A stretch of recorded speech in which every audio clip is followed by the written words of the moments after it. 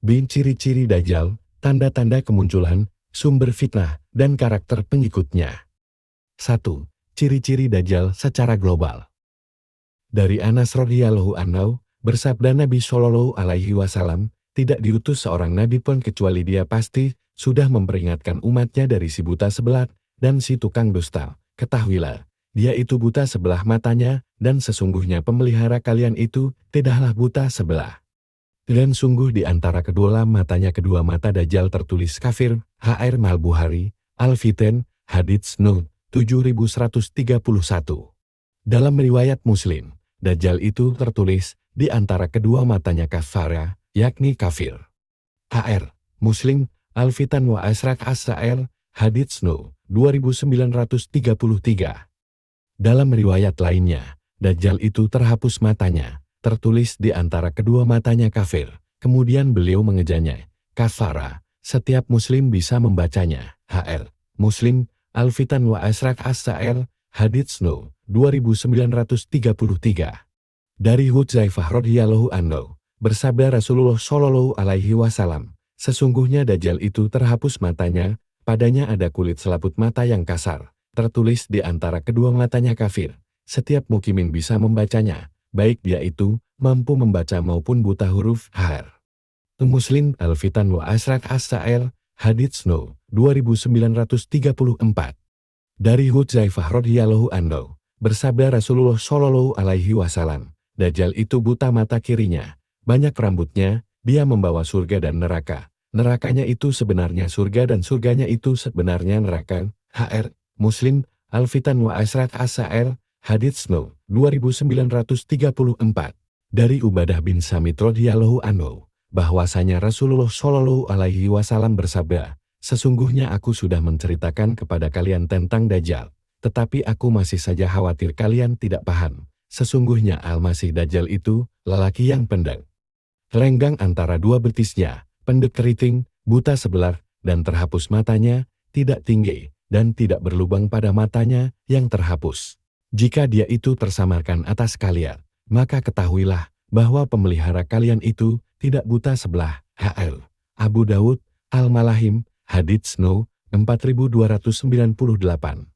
Dari Abdullah radhiyallahu anhu, dia berkata, suatu hari Nabi Shallallahu alaihi wasallam menyebut-nyebut Dajjal di antara orang-orang banyak. Lalu beliau bersabda, sesungguhnya Allah itu tidak buta sebelah. Ketahuilah Al-Masih itu buta mata sebelah kanannya seolah-olah anggur matang.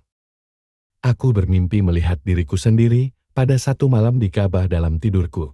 Tiba-tiba ada seorang lelaki berkulit sawo matang. Aku belum pernah melihat lelaki yang lebih tampan dari lelaki ini. Rambutnya terjurai sampai cuping telinga di antara kedua pundaknya. Dia menyisir rapi rambutnya. Dari kepalanya masih meneteskan air. Dia meletakkan kedua tangannya pada pundak dua orang pria yang lainnya. Dia bertawaf di Baitullah. Aku bertanya, siapakah orang ini? Mereka menjawab, inilah Al-Masih ibnu Maryam. Kemudian aku melihat seorang lelaki lain yang ada di belakangnya, berambut keriting, buta mata kanannya, keadaan tubuhnya mirip dengan Ibnu Qatatan. Dia meletakkan kedua tangannya pada pundak dua pria yang lainnya. Dia bertawaf di Baitullah. Aku bertanya, siapa orang ini? Mereka menjawab, Al-Masih Dajjal. H.R. Al-Bukhari, Ahadits Al-Anbiya, Hadits No. 3440. Dalam riwayat lainnya, kemudian aku segera beranjak dan menoleh. Ternyata ada seorang lelaki yang besar perawakannya, warna kulitnya kemerah-merahan, keriting rambutnya, dan buta sebelah matanya, seolah-olah matanya itu anggur yang menonjol keluar. Mereka mengatakan, inilah Dajjal. Orang yang paling mirip dengan dia adalah Ibnu Qatatan, seorang lelaki dari Huza'ah. H.R. Mal-Bukhari, Al-Fitan, Hadits No. 7128. Dari Abu Hurairah radhiyallahu anhu, Rasulullah Shallallahu alaihi wasallam bersabda, adapun Al-Masih adid halalat, maka sungguh dia itu buta sebelah, berdahi lebar, panjang lehernya, tubuhnya miring bungkuk. Dia sangat mirip dengan Qatran bin Abdul Uzza. Qatran berkata, ya Rasulullah, apakah kemiripanku dengan Dajjal menimpakan bahaya terhadap diriku? Beliau menjawab, tidak, kamu itu lelaki muslim, sedang dia Dajjal itu kafir. H.R. Ahmad, Baki Musnad Al-Mukatsirin, Hadits No. 7924. Dari Ibnu Abbas radhiyallahu anhuma tentang kisah Isra, dia berkata, beliau Nabi Shallallahu Alaihi Wasallam melihat Dajjal dalam penampilan aslinya dengan mata kepala beliau sendiri, bukan melihatnya dalam mimpi. Nabi Shallallahu Alaihi Wasallam juga bertemu dengan Isa, Musa, dan Ibrahim. Semoga salawat Allah diberikan kepada mereka. Kemudian Nabi Shallallahu Alaihi Wasallam ditanyai tentang penampilan fisik Dajjal. Beliau bersabda, sangat putih, putih sekali. Hasan berkata, beliau bersabda, aku melihatnya sebagai seorang lelaki bertubuh besar, sangat putih dan putih. Salah satu dari dua matanya melotot dan menonjol keluar, seolah-olah bintang yang bercahaya, seolah-olah rambut kepalanya dahan pohon. Sahih Ibnu Hibban Bitartib Ibnu Baban 1527. Dari Ubadah bin Samit radhiyallahu anhu, Shallallahu Alaihi Wasallam bersabda, sesungguhnya aku sudah menceritakan kepada kalian tentang Dajjal, walaupun begitu aku tetap khawatir, kalau kalian masih tidak paham. Sesungguhnya Al-Masih Dajjal itu seorang lelaki yang pendek perawakannya.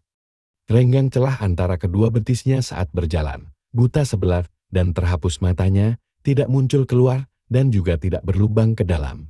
Jika kalian masih belum jelas juga, maka ketahuilah bahwa Rabb kalian itu tidak buta sebelah. Hr. Abu Daud, Al-Malahim, Hadits No. 4298. Dari Abdullah bin Umar radhiyallahu anhu, dia berkata, sesungguhnya Dajjal itu buta mata sebelah kanannya, sedang matanya yang lain seolah-olah anggur ranum yang menyembul keluar dari tandanya. Hr. Al-Bukhari, Al-Fitan, Hadits No. 7123. Dari Ubay bin Ka'ab radhiyallahu anhu, dari Nabi Shallallahu Alaihi Wasallam, bahwasanya Nabi Shallallahu Alaihi Wasallam menyebut-nyebut Dajjal di dekatnya. Lantas beliau bersabda, matanya hijau seperti potongan kaca. Ibnu Hibban, At-Tarikh, Hadits No. 6795, muhakkiknya berkata, lesnad hadits ini sahih. Dari Abu Kilabar, dari seorang lelaki dari kalangan sahabat, Nabi Shallallahu Alaihi Wasallam bersabda, sungguh sesudah kalian ada tukang dusta lagi penyesat, dan sungguh kepalanya sesudahnya, tukang dusta terakhir itu keriting. Hr. Ahmad, Baki Musnad Al-Ansar. Hadits No. 23221. Keseluruhan sifat dan karakter fisik Dajjal, warna kulit, bersih bersinar, maksudnya putih dengan sedikit dicampuri warna merah. Pada sejumlah hadits, ada isyarat warna kulitnya sangat putih akmaru hijana, sedangkan pada beberapa hadits lainnya, disyaratkan warna kulitnya merah. Warna merah itu bisa jadi karena sangat putihnya. Dua makna ini hampir sama. Tinggi, berperawakan pendek. Apabila berjalan maka kedua betisnya menjadi renggang saja. Maksudnya dia cacat dalam berjalan, dengan doyong miring bungkuk pada bagian atas tubuhnya. Tubuh penuh, gemuk dan berdaging, dadanya bidang dan berisi. Tubuhnya gempal walaupun pendek. Berdasarkan ciri inilah boleh jadi maksud perkataan Tamim tentang perawakan Dajjal, bahwa dia itu manusia, yang paling besar tubuhnya adalah orang yang sangat gemuk. Wajah Dajjal sangat buruk, kedua matanya cacat, mata yang satu terhapus total, atau tereliminasi sempurna, tidak ada bagian yang nampak, dan tidak pula berlubang mata, yang satunya keluar dari batas normalnya, dalam bentuk yang jelek, seolah-olah anggur yang keluar dari tandannya. Apalagi mata tersebut, berwarna hijau dan bercacat. Demikianlah Dajjal itu hanya mempunyai satu mata, itu pun dalam kondisi cacat yang sangat parah, keluar dari tempatnya. Adapun mata yang satunya terhapuskan keseluruhan, yakni tidak ada matanya dan tidak ada pula alisnya. Ditambahkan lagi dari yang demikian itu, adanya kulit yang kasar, yang menonjol keluar, tumbuh pada saluran air matanya. Kulit ini menjuntai di atas mata sedemikian rupa, sehingga mirip dengan jengger ayam jago. Dahinya lebar, tertulis di antara kedua matanya kafir Arab atau kafara berdasarkan sejumlah riwayat. Tulisan ini benar-benar ada, seperti tatu atau tahi lalat pada daging. Ini juga menambah buruknya wajahnya. Rambutnya sangat kasar dan keriting, banyak, tidak rata, dan tegak berdiri di belakang Dajjal, seolah-olah dahan pohon atau gulungan yang campur aduk. Diriwayatkan pula ciri-ciri kepala Dajjal bahwa rambutnya itu serupa dengan asalah, sedangkan asalah adalah ular yang besar. Orang Arab menganggap kepala yang kecil, tetapi banyak bergerak itu serupa dengan kepala ular. Diamati dari ciri-ciri sebelumnya, maka seolah-olah kita sedang menghadapi seorang lelaki dari ras gado-gado yang berfisik paling buruk, warna kulitnya putih atau merah, matanya hijau mirip dengan ras Eropa, rambutnya sangat kasar dan keriting serupa dengan ras Afrika. Perawakannya pendek serupa dengan ras Asia Tengah dan Asia Timur. Pendapat ulama tentang tulisan yang ada di antara kedua mata Dajjal. Didapatkan keterangan dari sejumlah hadits yang telah dipaparkan bahwa Dajjal itu tertulis di antara kedua matanya kata kafir Arab, dan kata ini tidak dapat dilihat dan tak dapat pula dibaca kecuali oleh orang beriman. Dalam sebuah riwayat disebutkan bahwa kata kafir Arab terlihat oleh semua orang yang membenci perbuatan Dajjal dan kafir terhadapnya, dan ini memang sangat sesuai dengan karakter dasar setiap mukmin, baik si mukmin itu mengetahui baca tulis maupun buta huruf. Sebaliknya pada waktu yang sama, orang kafir atau orang celaka yang mengikuti Dajjal tidak dapat melihat atau membacanya. Kalau keadaannya seperti yang diterangkan tadi, apakah sebenarnya tulisan itu? Apakah tulisan itu hanya kiasan saja dan bukan sesuatu yang tampak secara syahid? Lebih-lebih hanya orang beriman saja yang dapat membacanya walaupun dia seorang buta huruf, ataukah itu panorama sahir yang hakiki pada kulit Dajjal? An-Nawawi berkata, pendapat yang benar, yang dipegangi oleh para ulama peneliti muhakkik, adalah tulisan ini tampak secara syahir. Tulisan itu adalah tulisan sejati yang Allah menjadikannya sebagai tanda sekaligus tengara dari sejumlah tanda pasti terhadap kekafiran, kedustaan, dan kebatilannya.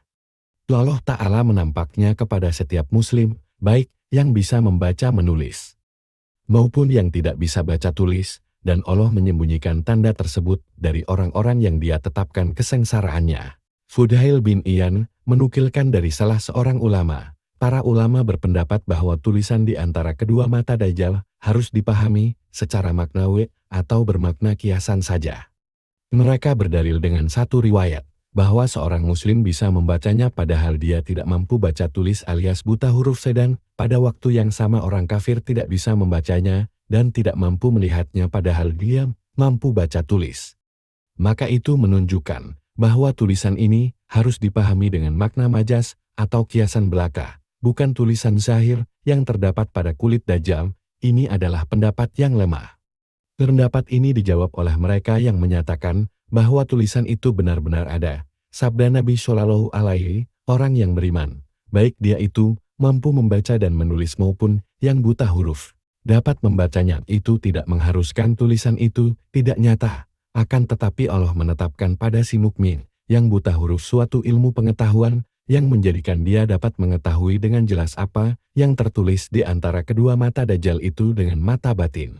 Sebaliknya, orang kafir tidak dapat melihat kata dan membaca kata ini, walaupun sebenarnya tulisan itu ada secara hakiki dan si kafir mampu membaca maupun menulis itu, karena memandang dengan mata itu tidak akan dapat dilakukan kecuali dengan kehendak ilahi.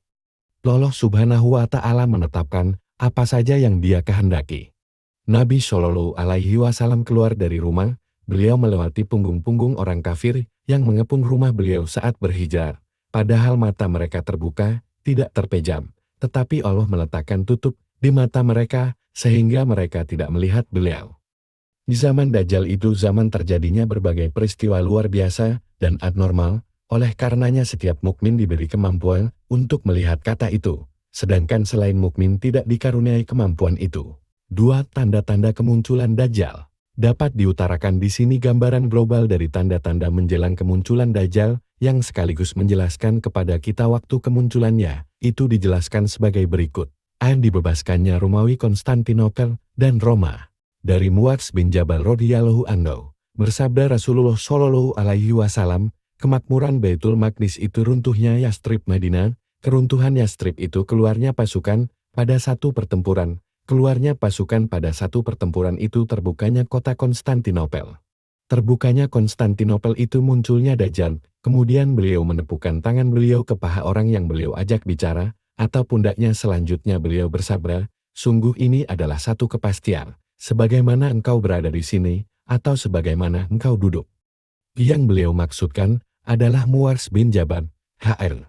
Abu Daud, Al-Malahim, Hadits No. 4273. Dari Abdullah bin Busr, sesungguhnya Rasulullah Shallallahu Alaihi Wasallam bersabda, antara pertempuran itu dengan terbebaskannya kota Konstantinopel sejarak 6 tahun, dan Al-Masih Dajjal muncul pada tahun ke-7, Hr. Abu Daud, Al-Malahim, Hadits No. 4275, Abu Daud berkata, hadits ini lebih sahih daripada hadits Isa. Yang dimaksud Abu Daud adalah hadits Muaz yang berikutnya.